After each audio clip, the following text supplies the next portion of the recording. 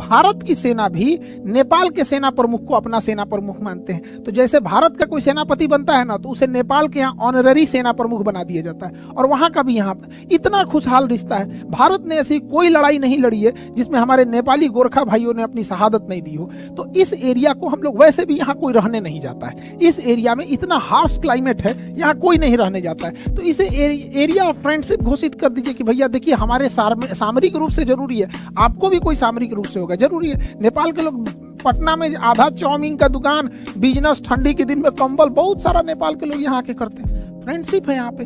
जब तराजू लेके तौलेंगे तो इससे चाइना को फायदा होगा। और पर अनमेच्योर डेमोक्रेसी की ये खराबी होती है, चुनाव जीतने के लिए कुछ भी कर दो। हमारा तो ये सुझाव है, बाकी देश में ऊपर लोग बैठे हैं, लोग और नीतियां बनाएंगे। इस सुगौली संधि में ये वाला तो हो गया महाकाली नदी से जो विवाद का एरिया था। मेची नदी साइड में कोई विवाद नहीं है, एगो बिहार में नया विवाद है। सुगौली की संधि जब 1816 में हुई थी तो कहा गया था कि ये गंडक नदी जो है जब बिहार में प्रवेश करेगी तो इसके इस साइड वाला एरिया नेपाल का होगा, और इस साइड वाला एरिया, नीचे का ये वाला एरिया भारत का होगा। यानी गंडक नदी को नेपाल में नारायणी नदी कहा जाता है, हम लोग इसे गंडक कहते हैं। तो इसके इधर का एरिया नेपाल में और इधर का एरिया इंडिया में। अब देखिए ध्यान से, बेचारा नेपालो क्या करे, यहाँ पे गड़बड़ा क्या जा रहा है। ये नदी जो है ना, नदी ये बीच में बहना चाहिए ना शांति से, इन नदियां इधर घिसक रही है।